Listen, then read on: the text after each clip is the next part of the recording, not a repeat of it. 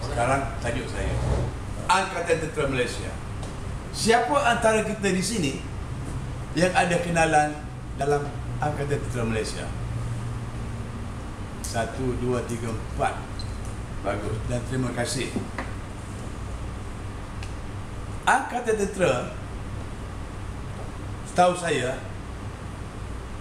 telah salah anggap oleh ramai penduduk kita di Malaysia. Macam mana? Golongan ini menganggap tentera hanya angkat senjata, masuk hutan, tembak.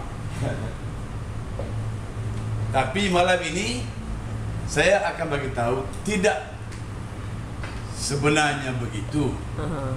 Angkatan tentera sebenarnya mengandungi banyak jabatan-jabatan yang berprofesional. Tentu sekali, pokoknya, induknya adalah infanteri. Tetapi infanteri sahaja tidak boleh berperang. Maka dia ada jabatan medikal, saya kata jabatan. Jabatan medikal, perubatan, jabatan jurutera, jabatan meriam, dan beberapa lagi yang mana saya akan uraikan satu persatu secara ringkas apabila saya teruskan ucapan ini. Baik, kita ambil satu contoh. Apabila askar Melayu, iaitu infanteri, pergi berperang, dia bergerak maju ke medan. Medan tu hutan ke, mungkin hutan ke, padang ke, paya ke. Apabila sampai kepada satu rintangan, katakan sungai, dia tak boleh bergerak. Oh, sungai, berhenti, dia kata. Tidak. Pasukan jurutera akan pintas dia. Kalau sungai itu kecil, buat jambatan, membolehkan infanteri maju ke seberang. Kalau besar sungai itu, dia buat feri. Kalaulah besar lagi, di sinilah dia perlukan bantuan tentera udara, helikopter ke, ataupun kapal kecil, kapal terbang kecil.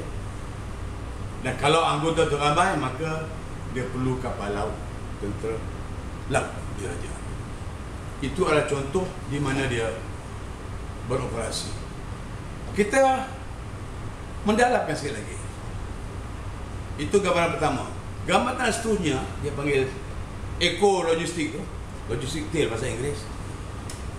Dia perlukan kenderaan nak maju ke sungai tadi. Maka dia ada jabatan transport. Bahasa dia adalah perkhidmatan. Dia ada ordnance, iaitu satu jabatan yang memberi baju, topi, baju, senjata, peluru, kasut, apa lagi yang kita ingat akan digunakan. Dia ada jabatan jurutera, letrik jentera yang diberi spana, membaiki kereta ataupun tukar enjin, masuk enjin baru. Dan ada kalanya ada doktor veterinar di belakang untuk menentukan anjing-anjing ataupun haiwan lain seperti kuda yang diguna atau keldai yang diguna, dijaga dengan baiknya. Kenapa saya sebut keldai? Dalam satu doktrin meriam, kalau jalan tubur Bukit Bukau, dia dilatih menggunakan kuda atau keldai untuk bawa meriam yang telah dipecah-pecah kepada tahap berat yang boleh dibawa oleh kuda. Itu telah direka pada peringkat desain, pada peringkat rekaan senjata di kilang, terutama kilang di Itali. Ini satu contoh saya pergi dengan lebih sikit nak bagi tahu macam mana sains ilmu tentera itu dilaksanakan di segi peringkat pembikinan, manufacture. Sekarang kita bayangkan pula, apabila dah banyak operasi, maka ini memerlukan tentera wilayah, tentera Territorial Army. Apa bahasa Melayu? Dah lupa dah. Watania. Tentera Watania. Dari segi bilangan, kita ada 200,000 lebih tentera Watania untuk membantu 120,000 lebih tentera biasa. Dan daripada 120,000 lebih tentera biasa, 15,000 tentera udara, 15,000 tentera laut, dan baki lagi tu 90,000 adalah tentera darat, yang mana separuh, lebih sikit dari separuh, 60,000 adalah infanteri, yang lain tu logistik, doktor, storekeeper, mekanik, meriam dan sebagainya, logistik. Jadi markas-markas medan yang melaksanakan pergerakan tentera, beberapa markas, bila perlu bantuan, dia akan dapatkan bantuan daripada tentera simpanan Askar Watania. Terima kasih. Tentera simpanan.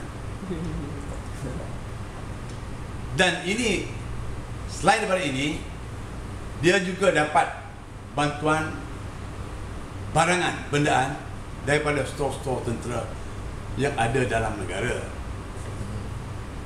Dan dari segi kepakaran, mekanik, medical attendant dan sebagainya, dia melaksanakan, tentera melaksanakan sekolah latihan sendiri, sekolah medical, sekolah mekanik kereta, sekolah mekanik kapal terbang,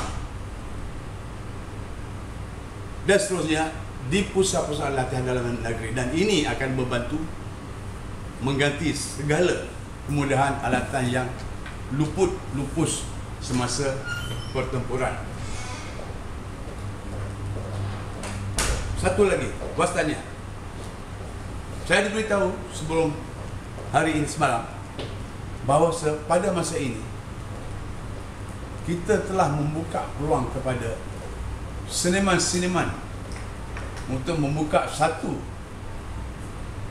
golongan wataniah dari golongan artis dan seniman. Ini menunjukkan betapa pesatnya rancangan kita untuk menentukan pelapis kita dari segi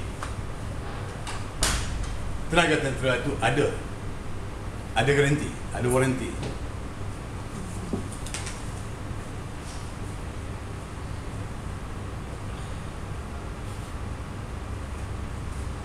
Dengan sedikit sebanyak uraian saya tadi atas tentera, maka kita boleh ambil rumusan di sini. Pertama, tentera adalah golongan profesional. Dia ada alat sendiri dalam stor selepas dibeli. Dia ada latihan sekolah sendiri. Dan dia ada pelapis anggota-anggota untuk menggantikan apa yang telah gugur di badan. Secara ringkasnya, tentera adalah bahasa Inggeris self-sufficient. Boleh hidup sendiri. Sebab semua kepakaran ada di dalamnya, tak perlu rujuk kepada pihak lain.